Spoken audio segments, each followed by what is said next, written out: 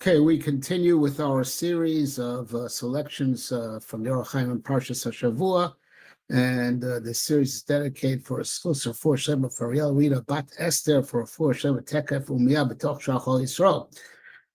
So the HaChaim Kedarko, as anyone who's been following the series knows, he notices subtleties, and he counts the word in the pasuk to make sure there's no extra words. Everything is teaching us something.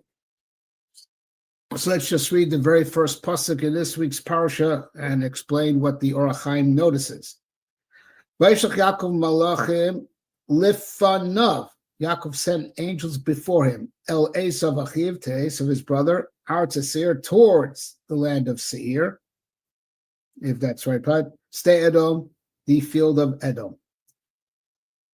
The pasuk could have easily said Vayishlach Yaakov malachim El Esav, period. Be a 3-4 letter pasuk. Same message, sent messengers to Esav. Was it? He sent Vayishlach Yaakov malachim lefanav, before him. One totally extra word. El Esav achiv. Why do you have to add that Esav is his brother? Artza Seir, stay Edom, towards the land of Seir, the field of Edom. First, we don't have to mention the place at all. The main thing is that he sent to Esav. He's sending a message, a personal message. Well, you got to know the location. And if you want to mention locations, Artza Seir, towards the land of Seir, Day Edom, right? The field of Edom. Why all those details? And also another thing is Artza Seir, towards land. So you could say Le'eretz Seir, which is conventional. So even though, as HaChaim points out, it's all grammatically the same, but why change the normal way of saying it? Normal manner of expression would be le'eretz seir. Why artza seir? So the extra words are lefanav, achiv, his brother, artza seir, stay Edom. Okay, these are the many extra words that the HaChaim brings to our attention. Anyway, so to explain how the HaChaim wants to unpack that and find a message in all the extra words. So he prefaces with what Rashi says, Malachim Mamish. Literally, Yaakov literally sent, not Malachim in the sense of messengers, earthly messengers, but Malachim literally heavenly messengers. He employed, spiritual entities to do this, the shlichus, this mission, as the midrashim say, that they did their job well, and they sometimes appeared very fearsome, very scary, to intimidate. So they knew how to do the job and convey all the different issues that Yaakov wanted to convey.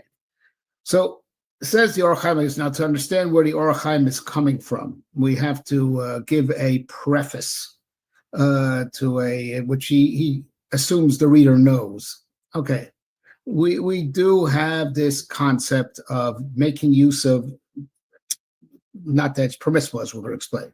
There is a concept that there are divine names that can be invoked that can alter reality. And it works there are two different methods of doing that. And God forbid, there's a concept of Shem Tumah, right? That we find Rashi brings it. That's what, Avinu taught the children of the Pelagshim. Must Shem Tumah Masalahem.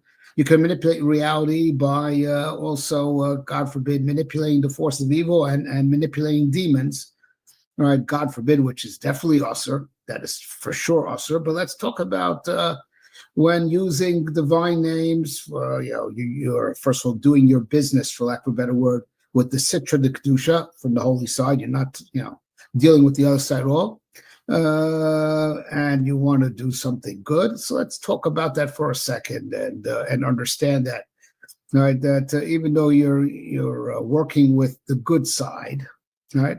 We are not licensed to make use of this technology, call it.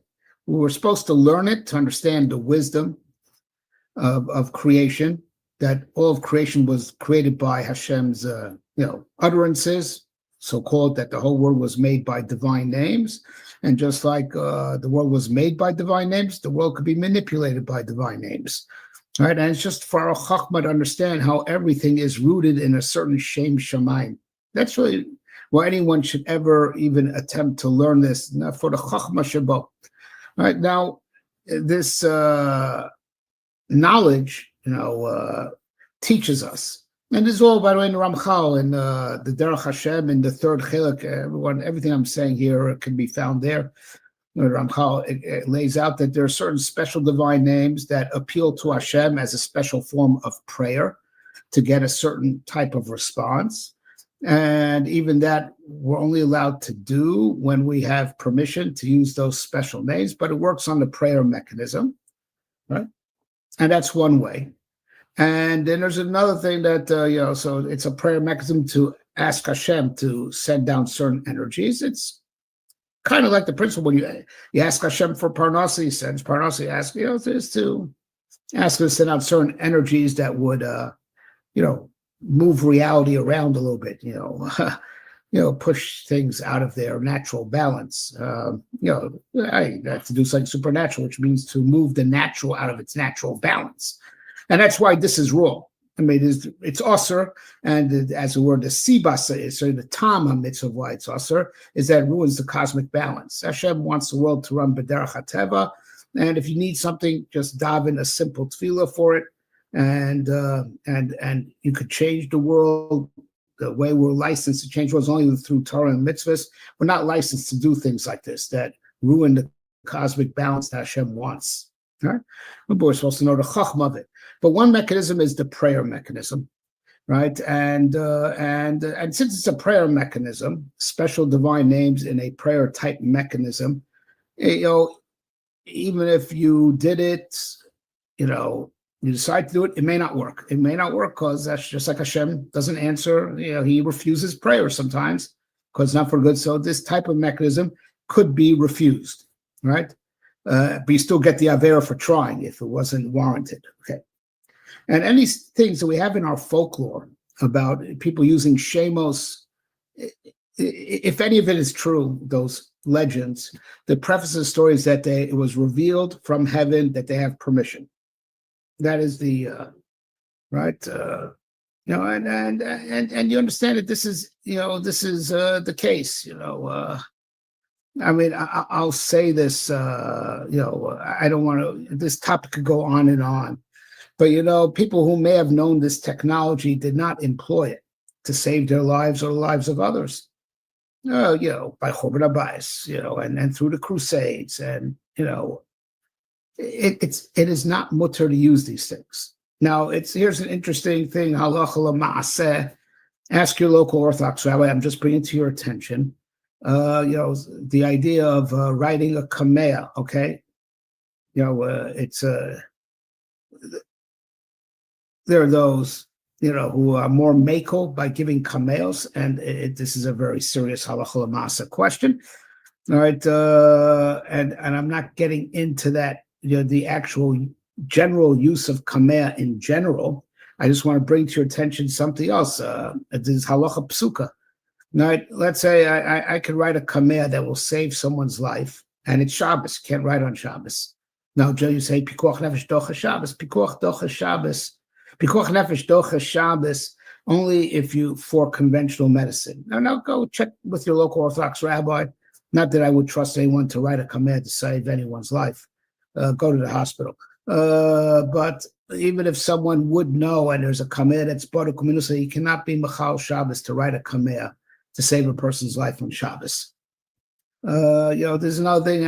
Go test your rabbi. I understand that there was a shaila that came up. I think from the Gdolei Achronim of a few generations ago, Hasidic Gdolim, who were really big Balei Halacha, handled a shaila about sending a telegram on Shabbos. I think it was to the Belzer Rebbe. Is it mutter and send a telegram on Shabbos to the Belzer? I think it was the Belzer Rebbe. I can't say for sure. That he should daven for someone. It's pikuach nefesh. So it's pikuach nefesh. Docha kol Torah kula. Right, but it is not. You're sending a telegram for a tefillah. What is docha Shabbos is conventional medicine. Not, yeah. So, and again, if this ever comes up, ask your local Orthodox rabbi. But the point I want to bring is, it's mutter to daven, but we are, the Torah only sanctioned, remedying a situation through natural means other than tefillah directly to Hashem. And even for pikuach nefesh, it is not automatically mutter to do anything supernatural. And so you're doing something if the supernatural involves Chilul Shabbos. Okay, but this is all questions for your local Orthodox rabbi. Go ahead, challenge them, make them feel uncomfortable, and tell me what happens. Okay, I'm kidding. Okay, anyways, releasing some anger. Anyways, let's get back to the case in point, right? So now, but here's the thing. This is the Ramchal. This everything I'm saying is in the Ramchal, Chelik Gimel of Derech Hashem. You forgive me if I don't remember the exact chapter, but everything I'm saying is all black and white over there. So the prayer principle may not even work if you are unworthy. And even for that, you need divine permission. But what would work, even if you're unworthy, is using the divine names to manipulate the angels. Because the angels are bound by certain divine names. They are obliged. That's their nature. They are that divine name is that through they exist, and they have to obey those divine names. Okay, so even a non-worthy person can, if he knows how, use the divine names to push around the angels. And it's usher to do, and it ruins the cosmic balance, but it will work even though he's unworthy, and he'll pay for it. He's going to pay for it. The whole world will suffer because it ruined the cosmic balance, so you got the short-term benefit, but it's like the short blanket. You pull it over your face, to warm up your face, you uncover your feet. Someone's going to pay for it. It is not just that the person who did it unauthorized will have to give din v'cheshbon on what he did, but the world suffers for it, right? But here's another thing about it: when you push around the angels, they remember what you did, and you pushed them around, and it wasn't authorized, and they get even with you to whatever extent they have latitude to do so. They don't have free will, but they do respond. Like animals don't have free will either, right? But you get them angry, they respond, right? It's not, response is not a function of free will. It's a function of nature. Get someone tick off an animal, it will respond. Tick off an angel, he will respond. Right? And they get even with you. Okay, to whatever extent Hashem will allow it, and you deserve it. So there will be latitude for them to get even with you. Okay, so never do this. Never do this, even if you would know how. Most people claim to know how and do it all the time are not really doing it. They're all charlatans. They're all gonna. The only thing you can be sure of is that they'll take your money. It's the one thing you'll know that they did for sure, right? Is they took your money. That's the one thing that's vadai. And if anything happened, it was just ayin. It's Avodah Zarah Daf Nun Daled, right? They got lucky that your suffering was meant to end anyway at that time or about that time. Chaloim roim v'ne'emanim. Right, and you went to them finally when your storm going to end anyways, and you just attribute it to them. It's a Gemara. It's a Gemara. Things I've heard on Daf Nun Daled, I believe. Right, or they're pushing around the demons. That's a lot easier to do. Advocates don't ever get involved in any of this stuff, or go to someone who claims to be doing this stuff, or you suspect is doing this stuff. Okay, so now with that big preface in mind, that even with angels where it almost works surefire, it has to be mutter to do. It has to be warranted. So now with all this background knowledge that the HaChaim assumed you had, now we go back to the pasuk, right? And see that that the pasuk is really explaining in code form Yaakov's heter, right? What he paskin for himself, that he can use the angels. So first of all, it all starts with Vayishlach Yaakov malachim lefanav. He sent the angels that were in front of him. He had a sign from heaven that he is allowed to, engage in this question that maybe I could employ the angels, right? Because these angels were in front of him, as it per the end of last Israel. He bumped into a bunch of angels. There were a bunch of angels in front of him, ready to serve him. That was a hot tip from heaven, right? Angels are at your disposal, right? But even then, he handled the Shiloh responsibly, whether it would be the right thing to do. So what tipped him off that, he should think this and maybe make use of it, was that the Malachim were lefonav. They were in front of him at his service, right? So he thought it through, right? He says, this is a complicated shichus. El Esav Achiv. Esav Achiv. On one hand, he's Esav that hates me. On the other hand, he might pretend to be my brother. He is my brother. Maybe the natural brotherly love will come out. Maybe he'll pretend. This is a complicated mission. I don't know how to, gauge him. Is he acting as Esav? Is he coming to war? Or is he acting as Achiv? Or maybe he's Esav pretending to be Achiv, right? Pretending to be nice. And they have to engage in accordingly. Or delivering a tough message, a conciliatory message. They have to know also how to, relay back to Yaakov accurate information, whether Esav is coming in peace or he's coming in war, or is, coming for war, but pretending he's coming for peace. That's why you have to send angels. Angels can't be fooled. Angels will know how to respond and make the correct presentation, whether he's acting as Esav or he's acting as Achiv, or acting a little bit of both. It's a complex mission because the Esav aspect, the Achiv aspect, and how Esav could be masquerading as Achiv.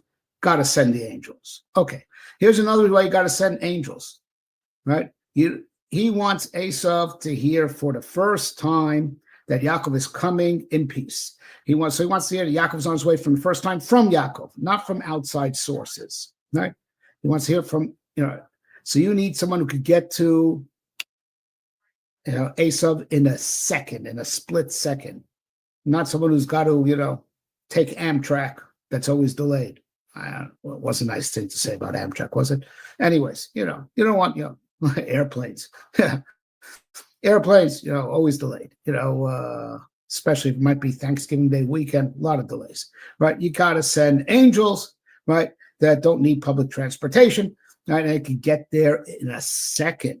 So that's what he says. I would say, it doesn't say Le'eretz Seir. Le'eretz Seir, since you used the conventional Lashon, right, the conventional to the land of Seir, Le'eretz Seir was out, they went the conventional way, go by Pony Express, whatever it is, hitchhike, that could take a long time, and that's not good, right? Esav should never hear from other people first that Yaakov is on his way. Hear it from Yaakov's messengers first. So you got to get there quick. So that's what the Arts say. They went all the way, so it was hinted to. They didn't say Le'eretz Seir, but Arts they do towards land of Seir, towards lands of Seir, said in that different way to drop in that they went there, teleportation instantly.